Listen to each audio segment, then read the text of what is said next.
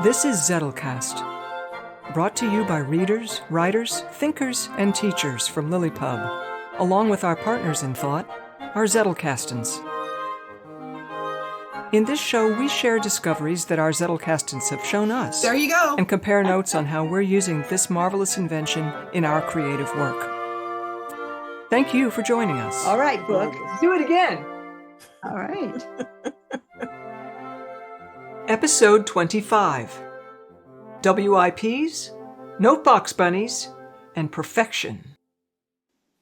Well, welcome to this episode of the Zettelcast. I'm Victoria, your host for this episode. Everyone is ready to rock and roll with their plus ones, their note boxes, their Zettelkastens. For today's focus, I asked 3 questions, given time for the third one, but the primary question that I posed to the group is this. Do you have a topic or a string of cards that you consider a work in progress? Something specific that you're building as you read or research that might need elaborating on the cards later, or are your note cards generally one and done? The idea is captured, processed, and the cards are never elaborated on or expanded later. So do you add on to note cards later and share your process of why or why not? Anyone? Well, Yeah. I'll start. So I think that pretty much every topic that I have is a work in progress, to a greater or lesser extent. Doesn't mean that I'm actively working on everything at once, but there's always the possibility of adding on to something, because I'm not researching factual things. I'm researching ideas, and ideas grow. That's what they do, and they connect. Specifically, I am actively working on medieval theology to some extent, but philosophy more so, and classical philosophy because that's the basis for it, and specifically Ramon Lull. So all of those topics are active and being added to as I learn. I don't usually write on a card that I've already done. Sometimes I will. If I come across a card and there's space on it and there's more I want to add to it, I'll just go ahead and write on that card. But I use 3x5 cards, so usually there isn't space. So I just add another card after it if I feel that something needs to be explicated, added to it. So yeah, I mean, basically my entire Zettelkasten is, yes, open-ended, could be added to. Cool. And mostly I just add cards if I need to add onto my ideas, and which I do fairly frequently. So yeah. Awesome. Well, Deb, did you want to say something? Only that this thread that I'm following, it certainly, I mean, it even gave me, both of them even gave me a 12-week program, to get into the study. And I thought, okay, well, that's interesting. Suppose I did this. Suppose I actually, decided to meld these two 12-week programs together. And I read all these Joan Didion books, and I do the copying like they talk about when you want to get into somebody's style, you copy their work. Chat GPT said type it in, but I know better than that, so that's not the way to do it. But the idea is, what would happen if I actually follow these 12-week programs or this merge one, and at the end of 12 weeks, what would I have? That's the question. And I think it's intriguing enough for me to try to figure out how to do it. So Yeah, that's where I'm at. I Kathleen? started out making cards and adding to them, Mm-hmm. and I now find that those cards that I added to, or the cards that were just like a big hairball of thoughts, they're not, it's almost like I take all of those thoughts for granted. Oh. Because I think that the thoughts that have been separated out into their own cards with their own taglines get more traffic Mm. and more connections. Whereas, there's this one card that was just like, and every time I see it in the index, it's like, oh, that one.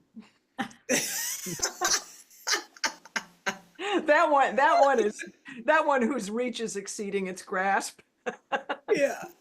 And if I come back to software, what I would encourage a developer to do is refactor that code so it's really, really clean. Refactor is a term of art in software that really just means make sure that one part of your code is just doing one thing and it's not trying to do everything for everybody.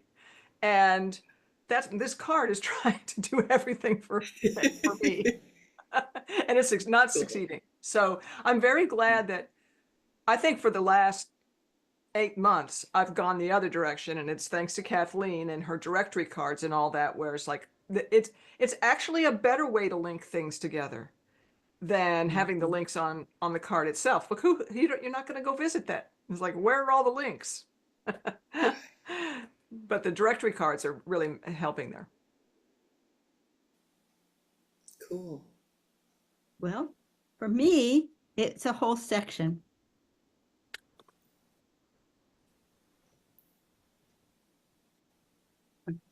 This whole front section of my is my work box. And in particular, the bulk of it is the book I'm writing on the Zettelkasten. And when I started doing a Zettelkasten wasn't something I caught information on into my Zettelkasten. I was doing Zettelkasten, but things popped in as they do, and things were sufficiently interesting that they got into my Zettelkasten. In particular, that very seed card that Scott Shepper has in chapter 11, where it's the first main card you add to your Zettelkasten. I think everybody has that one in their Zettelkasten, and it's really about a Zettelkasten. But so consequently, where my Zettelkasten information grew up was all over the place, just by remote connections, oh yeah, this kind of fits here, this kind of fits there. So then when I did decide to write a book on the Zettelkasten, I had to go hither and yon to pull all of these cards, this whole, front section of cards of all the stuff I had on Zettelkasten. Well, I got the idea that what I really wanted to do was make a planned section on the Zettelkasten. So I gave it its brand new number 6. And then I set out some foundation cards to define where I wanted to go with that. And my plan was to do all new material into that 6 area and then link to the stuff wherever it was. But because I was writing a book, I had to pull all that stuff. Well, it turned out to be, it totally stalled my creation of my area 6. I can't add anything to the Zettelkasten now in the form of a numbered card. I add things to it, but they just drop in the form of cards that don't have any numbers. And I've got these little divisions that tell me, what that section, it's like a dump box of the topic. This one's the bib box. And so anything that's remotely on the bib box goes in there. But I can't really add anything because my cards aren't in any proper order anymore because they've been sorted into their topic. So that turned out to be a big jumble. When the book is written, I still hope to go through it and do that and actually put all those links and finish my foundation cards, but not happening right now. So that raises a good question. When the book is finished, because this is exactly what prompted this question. When the book is finished, will all of those cards then go back to live where you pulled them from, or will they live going forward in where they go in the book? They will live physically where they came from, but I'm hoping that the directory cards will be in place that will link to them so that I'll have one place where I can go to see all the stuff that was important to me about the Zettelkasten in an organized fashion. so that if I have an area that I want to explore further, I'll know where I'll have, first of all, I've got the taglines. So that's the amazing thing is that so often you don't have to go pull the card because the tagline Yeah. does the job of bringing the whole card back to memory. So simply having the directory cards with the tagline is often all you need. That's Although the awesome. physical cards will go back, but not until they've linked to where they need to go. Very cool. Very cool. That actually solves the kind of problem that I was grappling with, which is the same thing. Everything that I've pulled to write the Zettelkasten for Fiction writer's book, which is obviously nonfiction, is sitting over there just like yours. It's sitting in the box that that book lives in while I'm finishing the writing. And then I started to think, because of the way the novel is written, the novel cards largely live where they live in the plot box, and that's not going to change because that then becomes the book Bible. So I found myself thinking about, as I was looking through cards, I found myself thinking about times when during writing the novel, I would pull cards for something and I would find myself adding things. You know, like Mel said, if you've got extra room, I would find myself, you know, in the context of where I was at this point in the story, as opposed to when I started the card, I would go in and add. And I started to think, you know, like Julianne said, do I want to do that? Would I rather add a card behind it? Or I think maybe Mel said it, you know, just continue to build off of that first card rather than adding to it. Because I can't, unless I date it or something separately or write it in a different color, whatever, you know, there becomes a thought train there. So yeah, it became kind of a struggle to try and decide, should I add on to cards or should I just add cards? And then where's all this stuff going to live when I'm done with it? I'm inclined to say that it will stay going forward. I think in my mind, I will always think of this set of topics as part of my book. So when I go to find them, that's where I'm going to look first. So I think I'm inclined to do the same thing I did with the novel and leave those cards in the book structure, because I think trying to go back and find them the other way, that's not what I'll think of first, you know, unless I go to the index and see the numbers. But yeah, it's dicey when you work on a big project. What does that transition look like and how's it going to play out? Well, mine all have card numbers where they go, so that's where they will go back. But as I found, I've been adding new cards as insights develop when I'm working on it, and they have no card numbers on them. They just are living in a certain section. So they will get in my 6 section. They will all get numbers that go with where they belong in the new numbering system. But as for I like adding that. cards, the only time I add to a card is if I get one of my very old cards that never had a reflection. I might add my reflection if there's room. And I will definitely add a tagline if a card does not have a tagline. And because I have all those old sections where there's a directory card, and the old style directory card is a divider, and it's got Yeah. a title. And the title has been indexed, and none of the old cards in that section were ever indexed. Because, well, you had the title. What more did you need? And so now whenever I touch one of those cards or I'm with it, I'll put a tagline on it and index it properly. But this is a slow process. So Cool. Yeah. I wanted to add that whenever I do add on to an actual card, I always date the new edition. And most of my cards have dates to begin with for the original. I try to also do it in blue usually if I have a color pen handy. And actually, I do now have a multicolor pen that I keep in my box. It's got all 4, so I can easily do it. Nice. But this whole topic is something that sort of organically came up actually just last night. I met a friend who was passing through town, and we got started talking about Zettelkasten, as we do, and she was very interested. and overwhelmed. But my husband was there too, and he has his own Zettelkasten.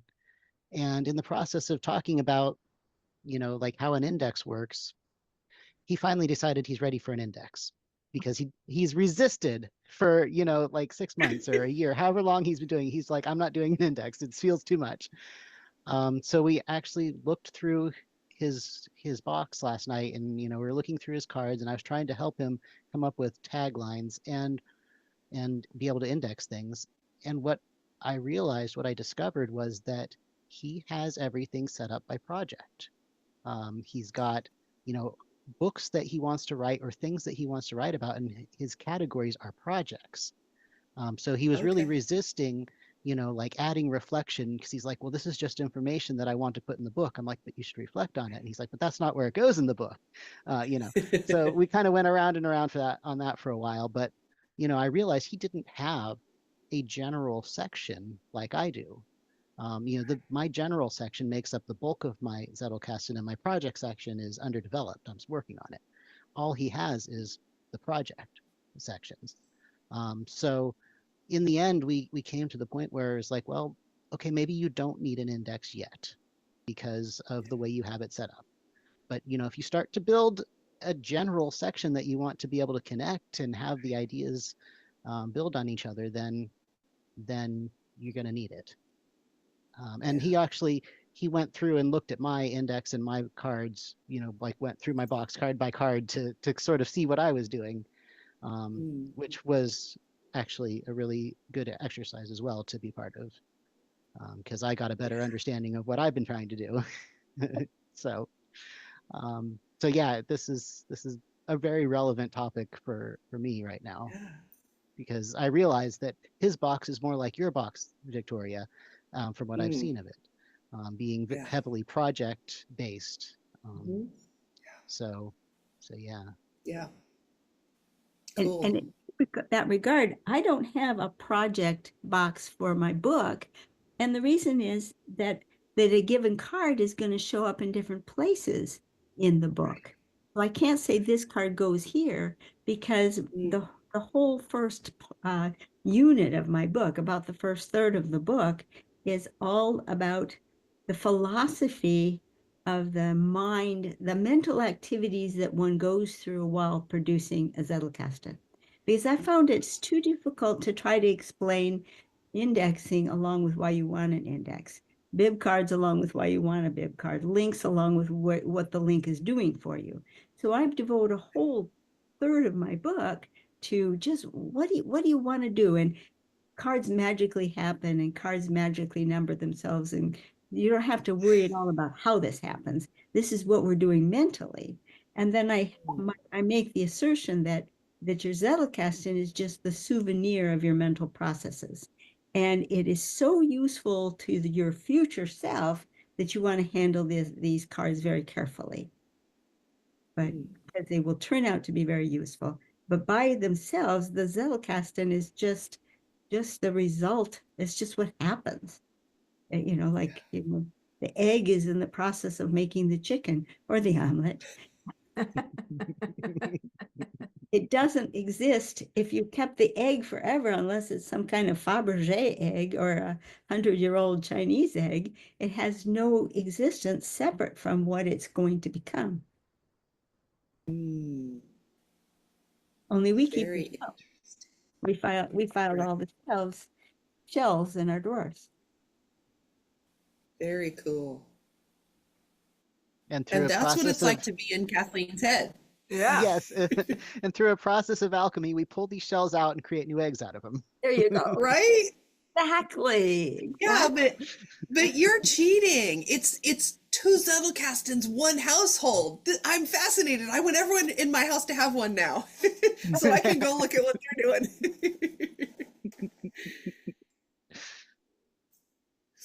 Oh, that's cool. Very cool. This is good. This is very, very helpful, enlightening. Okay, anybody want to add anything else before we go on to the next one? All right. Question 2. Plot bunnies are all of the scattered ideas that pop up when a writer is trying to concentrate on writing a particular story. You know, you think multiplying like bunnies, like you're writing along and you're going, and then all of a sudden you get an idea, and now you're thinking about that, and then that is that, and then that leads to that. And so you have all this stuff running around in your head when you're supposed to be writing your story or your book. Do you have Notebox Bunnies? Things that pop up as interesting or exciting to pursue while you're in the process of reading, installing, indexing something else. What do you do with them? Do those random ideas get a note card of their own, or do you have a wish list of next items that you want to install or research, and what does that look like? So do you have random things pop up while you're working with your notebox, and what do you do with them? Only always. That's what I suspected. It's almost like I'm kind of scared to sit down and start indexing because Right? I'm not ready for the flood. Yeah. It happens all the time. Story ideas come out, project ideas come out, connections between this and that come out. I now try to make sure that I always at least capture it on a card. And I'm learning that the more detail I can capture, the better, because there's a there's a card that in my dump box. I know I only wrote this maybe 2 weeks ago. There's just 2 words on the card. Exhaust valve. That's awesome. And what are we going to do with this? I'm remembering it with some depth. Yeah. But I'm guessing now. I'm recreating because, oh boy, would a personal reflection have really been handy. I love it. And I'm maybe so glad to hear that. something. That makes me feel so much better. Because I have some random stuff that I'm just like, what is this? It still has a whiff of I thought this was so smart to it, but I don't know. Right? Yeah, that's so true. So true. Love that way of you putting it, a whiff of. Yeah, yeah. That's awesome.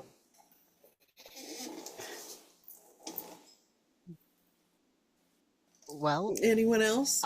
yes, like Julianne said, always. There's always ideas. How well I capture them is an open question. I'm not at all systematic about it, but it kind of depends on context. Like if I'm writing along on something and I get some idea that's not what I want to write about just then or completely out of left field, usually what I do, this is writing by hand in my legal pad, I just put it in brackets on a new line, square brackets, and just, quickly write down whatever it was I thought about and then move on. So that way, when I go back through and I have a bib card for each legal pad. And so as I'm looking through, okay, this page I did this. Oh, there's some brackets. I need to make a note, maybe put it on a card or something. Put it somewhere where I can find it again. Cool. When I'm out walking, I tend to get ideas, and it's really hard to write things down when you're out walking. But I recently got a new phone that actually it really does voice to text really nicely. It's an iPhone. I've always had Androids before that, and I can get to the Notes app and do a voice note that it transcribes pretty well, very quickly and easily. So I've been using that. They still are living on my phone. I haven't transferred them to cards yet, but at least they're captured. And I know I can look there to find things. And I've got a section of my box that has just like random phrases that came into my mind at some point. And I'm like, I don't know if I'll ever use this, but it's interesting, so I'll toss it in here. And I have a whole random phrases section, Nice. which was interesting because, like, as my husband was flipping through my box. He's like, he comes across a card that all it says is turkey licking fool. He's like, what is that? I'm like, I don't know. It popped into my head, and so I wrote it down. You know, it's the exhaust valve. Yes. Right. Exhaust valve. Yeah, well, yeah, but unlike That's- Julianne, there was no context. This is just words that popped into my head, and there was no bigger thought behind it to capture. It was just words. It totally sounds like a Shakespearean insult. Right, yeah. I'm like, I'll use it somewhere, maybe. Excellent.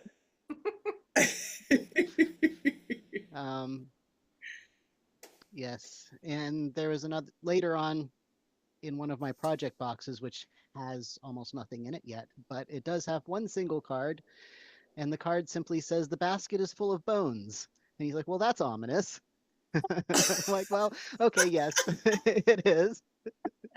That's awesome. But And that now actually- we've been in Mel's head. Yeah. Yes, yeah, it's a weird place. It is. That actually is going to go into a story. It was a bit of a scene that popped into my head, so there is a connection for that one. I just haven't added any of the Cool. other cards. Cool. So yes, ideas all over the place everywhere. Maybe Yeah. 1% of them make it onto something that I can save, and I'm trying to increase the number. Nice. Nice. Cool.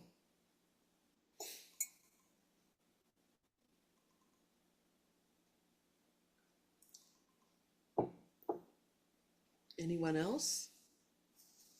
Kathleen Yeah, looks like just- she's got a thought in her head, but she's I'll being go polite. Mine kind of grew up.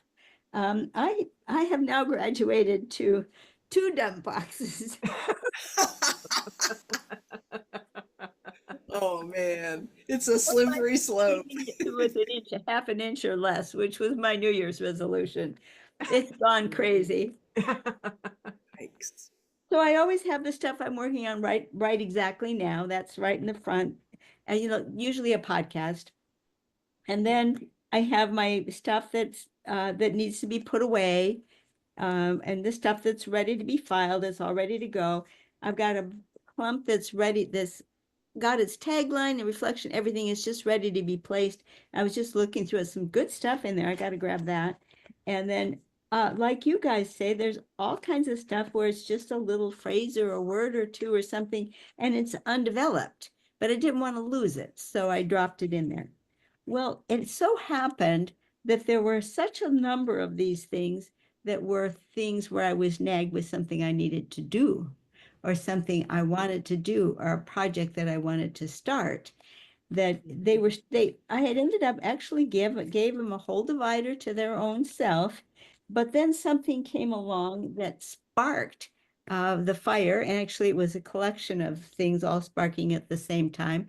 One of which was Haley's purpose course, and the other was Mel's challenge to come up with 101 ideas in 1,000 days, or maybe 1,001 days. I don't remember exactly how those go, but roughly 10 days per idea. And it got me going into collecting all of those, and it turned into a whole project that I'm very excited about. That is it's becoming what I call my vision box. And it's this whole section here is actually developing into a new area that will become in my Zettelkasten. And I started with a letter V for vision, and then because my stuff is normally number, letter, this guy has a null first number. So it's like V1B-1. So it's mine, no number, letter dash. So it's still, so I've got 3 then 4. But it's really shaping up into my vision for everything that I hope to be, in the sense of regular ongoing processes that's just part of living, and everything that I hope to do. At age 77, I'm looking at, I'm thinking of it as the last quadrant of my life, even though that means I'm going to have to make it to 108, which might be a little over optimistic. But nevertheless, I'm still regarding it that, because that's a nice chunk. And so everything that I want to have a place in there is in here. And along with that, I have added books that I really, really want to read that have a place in my reading.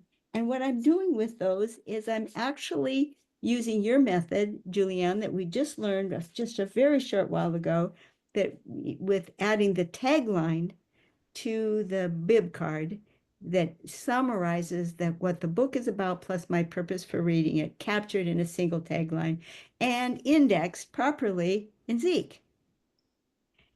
So I'm doing that for every book that's landing into this section. That's So awesome. it's turning into a huge project, but you know, like anything else, it explodes and then it settles down. And I'm now really, really nicely, I'm probably past the 3/4 mark in completing that project. And I will have a complete view of everything I'm dreaming of at this stage. Of course, it could always grow, but at this stage where I am right now, everything I'm dreaming of doing or accomplishing or being. And so, you know, when I think of all of you and everything that I've gained from you, there's no way that would even be in existence without the Zettelcast, without being a part, you know. So it's it, the Zettelkasten just brings so much, and it brings people, and it brings ideas, and it's just totally blessed my life. All that out of a Notebox Bunny. Who knew? So, yeah, this is the biggest But Notebox Bunny of them all. Yep. yeah. Oh, yeah, no question. But, you know, it's just going to keep expanding, and pretty soon you're going to have to be 142, and we're just going to keep going.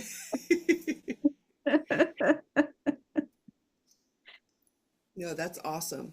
And that's kind of that kind of encapsulates why I asked the question is I see that we all go through this process where, you know, you're reading something or you're working on something and, you know, you've just got these things that just kind of zing around all the time.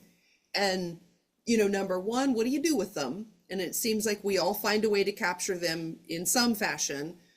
And then number two, what do they become? And that's a perfect example of what those things become. For me, I mean, I think everybody knows mine just go on my little mobile deck. I've got one of these just about everywhere I go. I even bought a little, like, you know, I call it a go bag. It's like just, you know, just my wallet, my phone, you know, very light, very small, just for like when I run to the grocery store or something. But the deciding factor for the purchase of said bag was, will a mobile deck fit in it? Forget the phone, forget the wallet. Will my note cards fit in it? Yes, we're good. But I try now, of late, I haven't been doing this every week, just, you know, because I was sick for 3 days, and then, you know, prior to that, trying to get the book done, my time is just really stacked full right now.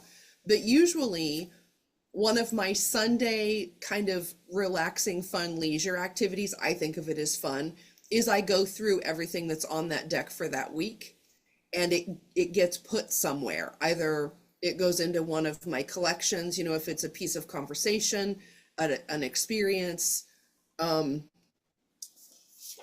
partial grocery list, I mean, whatever, you know, it gets sorted into the bucket where it needs to go and live, at least semi-permanently. And then I also have, I don't call it random, but I don't really have a name for it. It's just kind of a section where just stuff gets stuck, whatever it looks like, and it just sort of hangs out there until I decide to do something with it. But it's a lot of that random stuff. Or things, for me, I find a lot of my Notebox Bunny things come from things that I discover, which is something I want to know more about.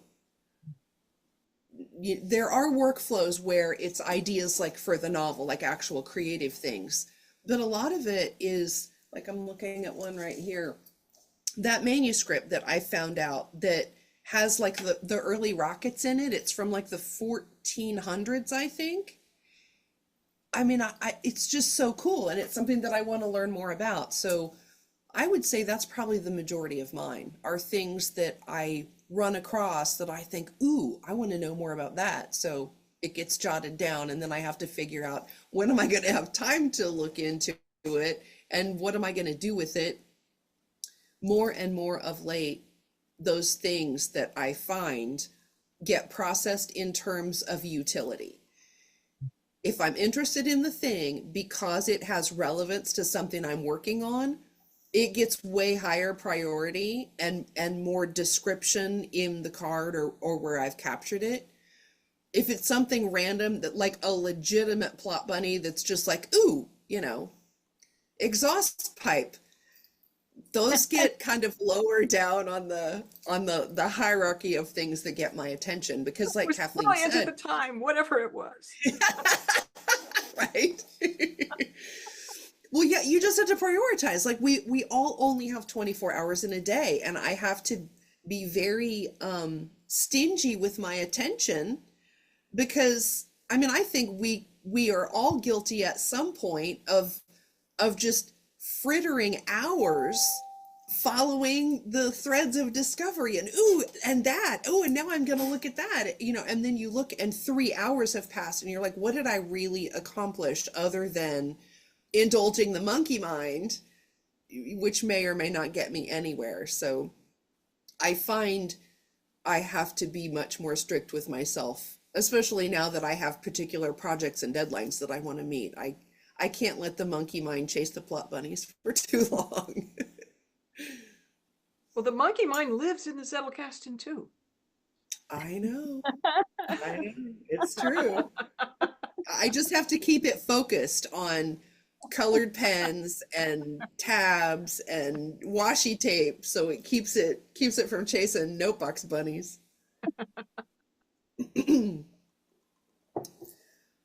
Anyone else?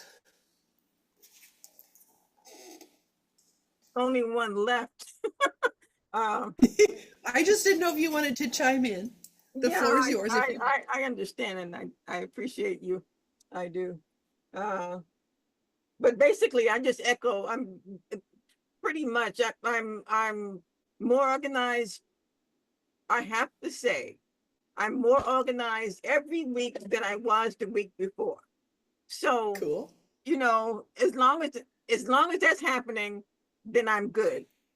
Or I don't feel as bad as I could, So I say, okay,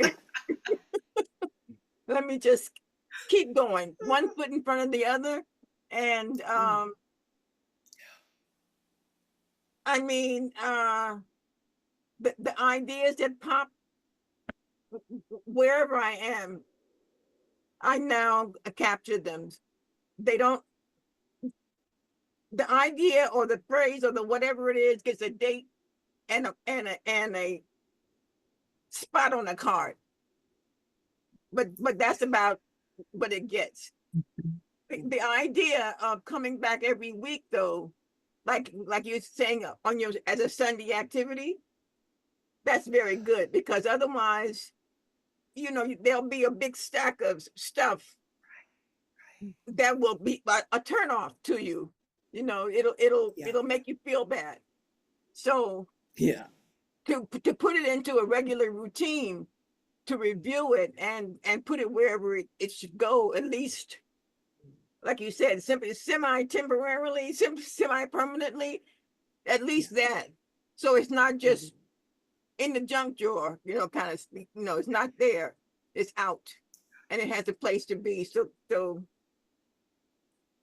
yeah, I will forever keep coming to all of these meetings that I regularly come to, because I always walk away with something good, and hopefully I'll be able to contribute some good stuff too, so good. You contribute plenty. Don't short yourself. Absolutely. I'm just I'm so upset with my mute, but I'm trying not to be upset with her, because she has her own agenda, and I'm saying, okay, That's right. Just give her a little space. She's just percolating. Yep. Well, I'm so glad to hear you say that, because my takeaway is I need to be much better about dating my cards. I'm not very good about that. And I love Mel's idea of being able to kind of see, there was a 6-month delta here, or there was 2 years between this and this. I very much like that, and I'm just not very good at doing it. I don't know why, because I'm diligent about that in about every area of my life, but for some reason not this one. And I'm also glad to hear that I'm not the only one whose notebox makes me feel bad. I'm serious. I can sit here and look over there and be like, there's so many things unfiled and it's a big hot mess. And it just makes me feel awful. And then I'm like, you dork, it doesn't matter. And then the other side of me is like, it does matter. It's sad. So yeah.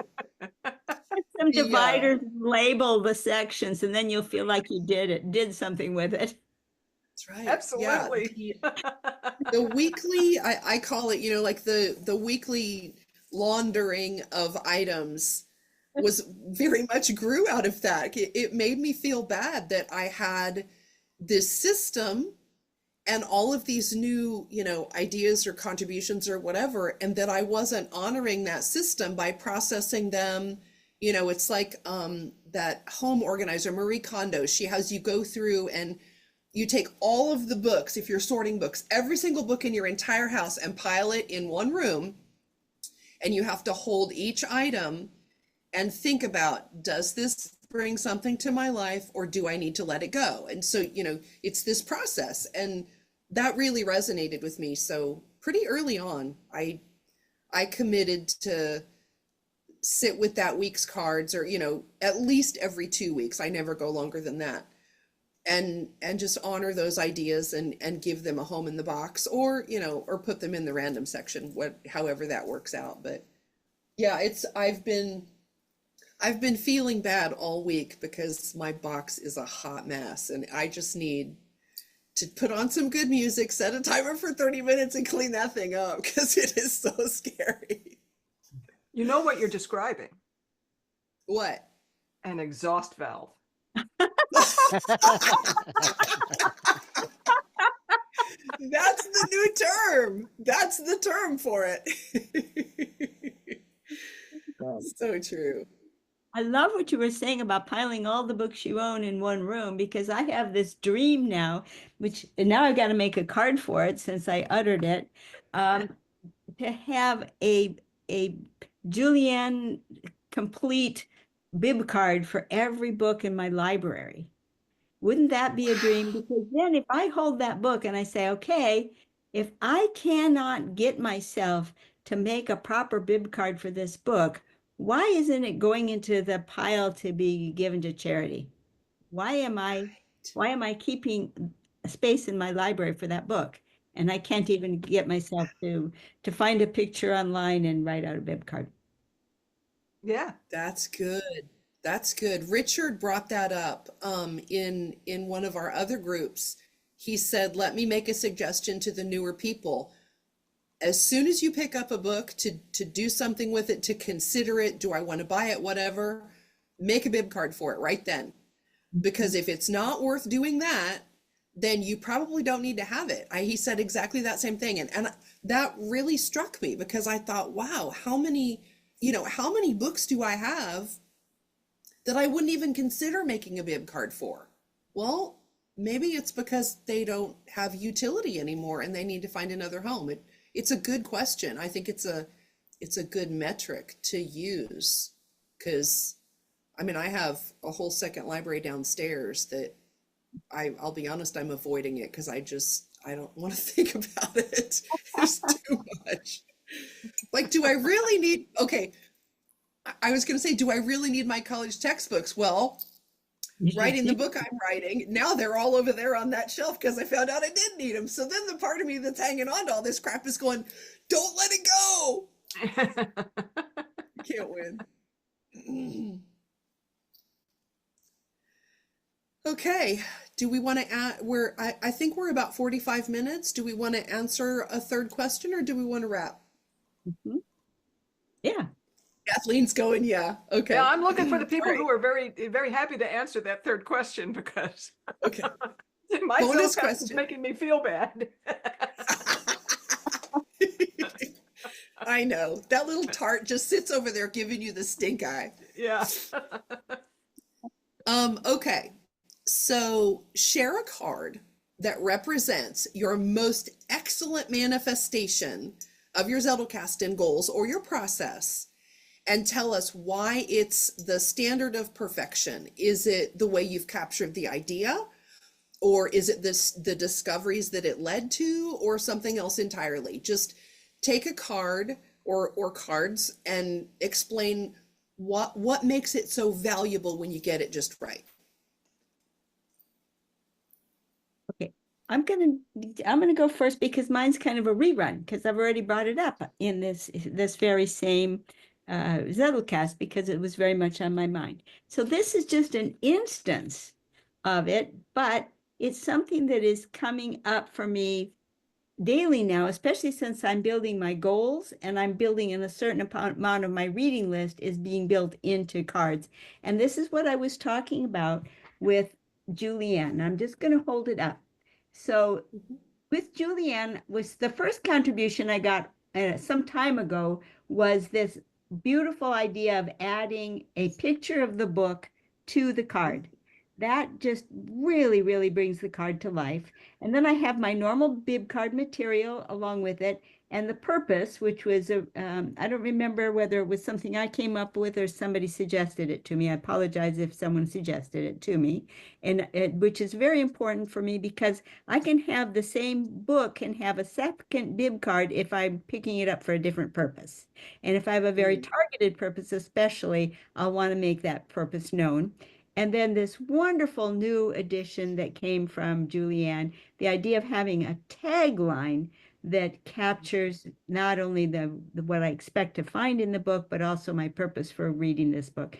It has added so much dimensionality to my index itself where I find these books and it gives and that is doing exactly, Julianne, what you said it did for you. When I bump into one of these books, it increases my motivation to read that particular book. So I'm starting to get that, well, okay, I'm in the middle of a book. What am I going to want to read next?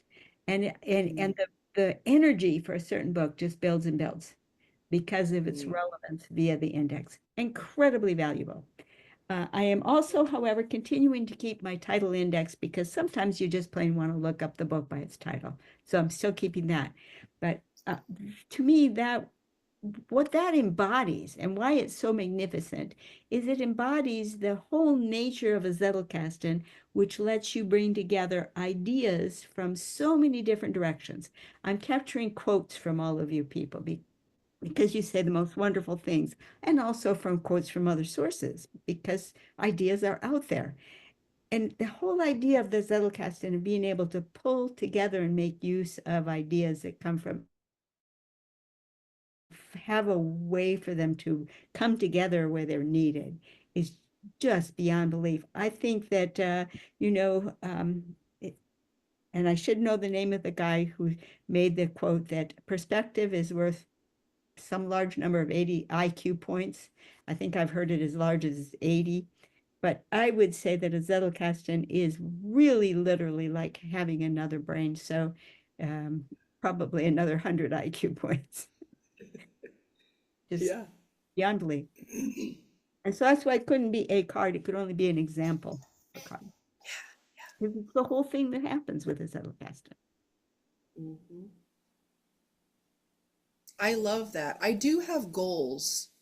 Like the reason why I want to read something is on its bib card. But I like that of taking it to that next level so that you bring that energy when you look at it. I like that. That's good. That's good.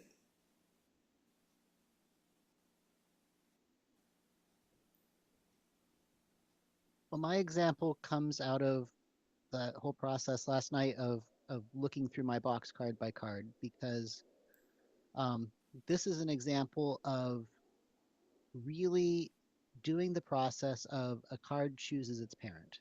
And things having good taglines and being indexed and the card choosing their parent. I have other examples, but this one is really good because um, I've this particular card has two children right now, and the two children don't really have anything to do with each other, but they both chose the parent. And Wow. when my husband was looking through it, just flipping through it, not really paying attention to the numbers, he's like, "Why did you put this card next to this other card? What do they have to do with each other?" I'm like, "Well, they don't. They just both chose the other one. They're they're siblings that are really different, but they have the same parent." Um, so the parent card was the tagline is "Study man to understand God, microcosm and macrocosm."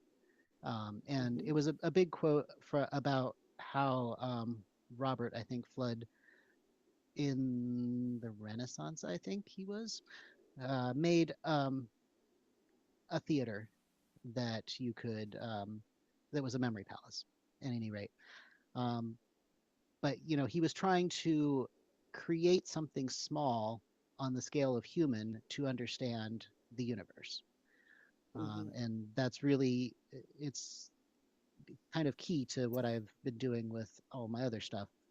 But one of the things that chose that as its parent was the card from Julianne about Lucasa, a handheld memory palace for encyclopedic storage, because the Lucasa itself is a microcosm of your larger structure in your mind. So that one, quite obviously to me. But the other one, the other child, was a sort of a meditation on the Greek god Hermes and his nature, because he's thought of as changeable, mercurial. Can't stick with one thing. But I was meditating on it, and my understanding now is that he's not, wishy-washy. He's responsive. He dances nimbly from one task to the other. He's called changeable and inconstant, but that's a mischaracterization. He joyfully meets each situation with the appropriate response. I don't quite remember why this card chose the microcosm to be a microcosm, macrocosm as its parent, but it really wanted to. So that's Cool. so yeah, those two don't go together, but they both go to their parent, and it was sort of it was really a perfect example of using Kathleen's system of the new card chooses its parent, and you don't get to argue. That's awesome. Yeah, and the other Zettelkasten holder in the house doesn't get to say this doesn't make sense because you're the decider. Right. It's like, don't question me.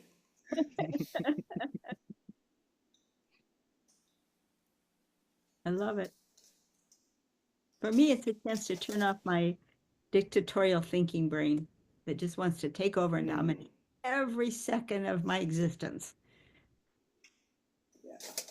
Well, this can be a problem as we're working on, for me, as we're working on Roanoke, because a lot of the ideas that I have are kind of for the world of Roanoke, but they're based on all the other things that I'm interested in. Right. And so I worry that these things that I conceive of as a story element in Roanoke, that they're going sorry, it's like I don't even think of the number because this is a story idea and it just goes in the story ideas area of it. So I don't run it through the indexing process because I presuppose, well, it's for Roanoke. I'm going to stick it in there. And yes, it is for Roanoke, but need to find what else is in Nadia that might also contribute to this. And I haven't begun that, but I have had that feeling of feeling bad as I'm like, oh, well, how do you know that this is actually 2.1C? Right. Right. That's awesome. One of these days, I'm going to have some of you people explain to me why, if you own your own head, you're making yourself feel bad. I don't get it. It Ask makes the no Buddha. Right? Because no one else does it as well. That's right. Oh, okay. Okay, thank you.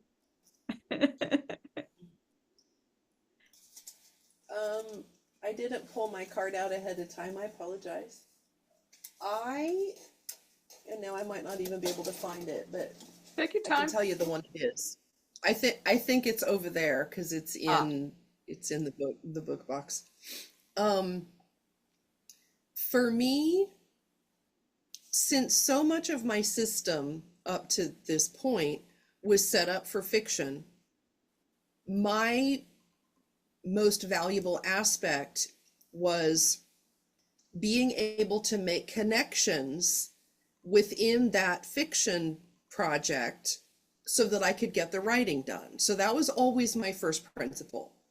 So when everything really came together for me was when I was researching a man. He was a Chicago textile magnate back in coming into World War I. And I had these story pieces, but I didn't know how to connect them all together. And I really struggled with writing a villain. That was very hard for me to wrap my head around because I knew all of the things I did not want to do. The roads I didn't want to go down, the kind of villain I wanted to write. I had a whole list of no's, but that left me with no yes. There was no opportunity there.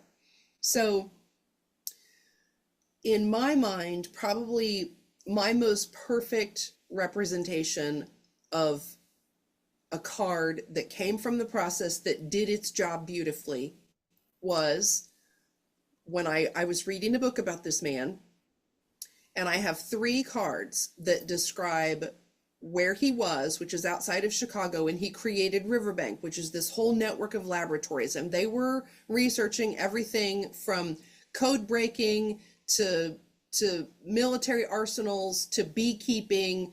He built a life-size Japanese garden. I mean, you name it. He was a Zettelkasten. And as I started understanding these pieces of his life and what he had done, I had a moment when the things that he was interested in, because I had been keeping just line items on a card, suddenly clicked perfectly into place with the kind of problem that my main character needed to encounter. It's like it all just came together perfectly. And it was because of the way that I was reading the book about him and taking those notes, and I had a sense that I could pivot him into something important, but I didn't know how yet. So for me, that would be it. It would be when I know I have a character, a scene, or even now in the nonfiction book, the how-to for writers, I have a need and I know what it is. I have no idea how I'm going to get myself from A to B to meet it, but my Zettelkasten is doing its job most perfectly when I'm capturing just the raw information on the card and maybe my thoughts about it, and then all of a sudden something about that piece fits into something else and solves the problem and meets the need. So for me, I think that's my most rewarding and my deepest experience with the Zettelkasten as a tool and as a process, because, and I've said this about other pieces of the novel, there are problems that I could not solve on my own. And that included the structure, because I couldn't hold it all in my head anymore. I could hold the story in my head when I was 25 and I started it, but now I can't hold that whole world in my head anymore. And of course, thanks to the machinations of one Kathleen Spraklin, that one book turned into a trilogy, and then I really couldn't hold it in my head. So for me, that is it at its most perfect, is when I'm trusting the process, I'm collecting those pieces, and then I have that moment when something clicks and solves the problem, and then I'm able to just roll on down the road and get the writing done. It's awesome. It makes you feel like you have a superpower.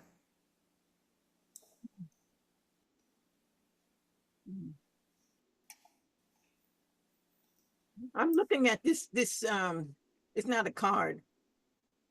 It's a, and you can't see it because I have a blur. Yeah, a little bit. Comes in and out. Oh, there you go. Woo. You Yeah. saw it? You saw it? Yeah, I came in briefly for a moment. Yeah. Well, anyway, it's a Venn diagram. And it's got 3 parts.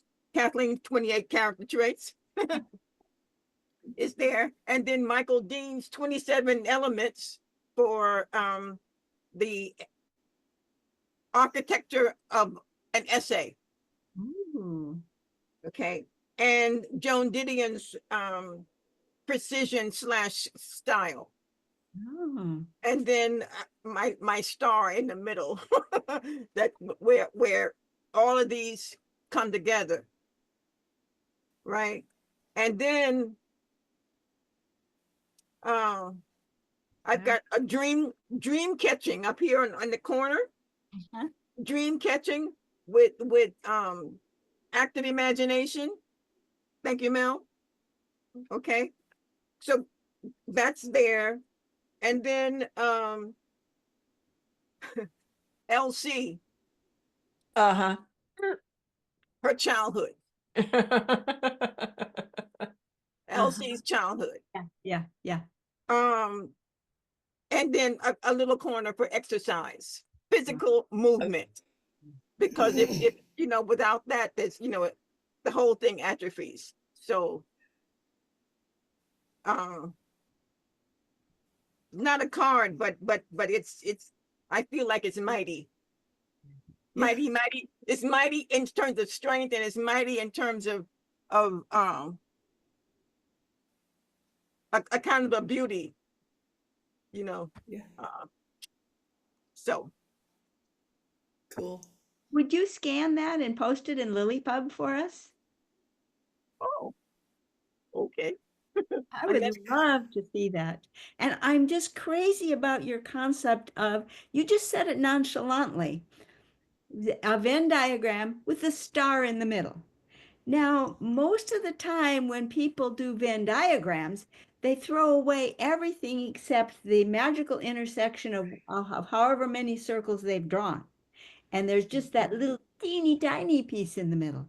Just the casual way in which you talked about the star in the middle just popped in my brain. But that's what you do that so often that I would love to be in your mind. There's craziness there. But it's so fresh. It's so fresh and insightful and not bogged down by any, it's got to be this way. It's got to be this way. It's all the rules. I live by all these rules, and I got to float on top of all these rules. And it's just, it invites your openness to fresh ideas invites me to have fresh ideas. It encourages me to let my other half of my brain loose a little bit. Little bit. Let the monkey out. All right. I Cool. will. I'll put it in the. But I would rather put it in a place where it's only accessible to the 5 of us. Yeah. How do I do that? I just scan it and post a picture of it in the Zettelcast in our private group on LilyPub. Okay. Aye. But speaking of which, if I can find the card, I had it a moment ago. Oh, that's my LilyPub card. I did. I See, lost we my just LilyPub card. I just had it for I'll do a new one real quick. Sorry about that. L Right. L L I P. There it is. Nice. All right, here's an Yay! lilypub.org There card. it is. where my regular one went. So please come on over to lilypub.org where we continue the conversation.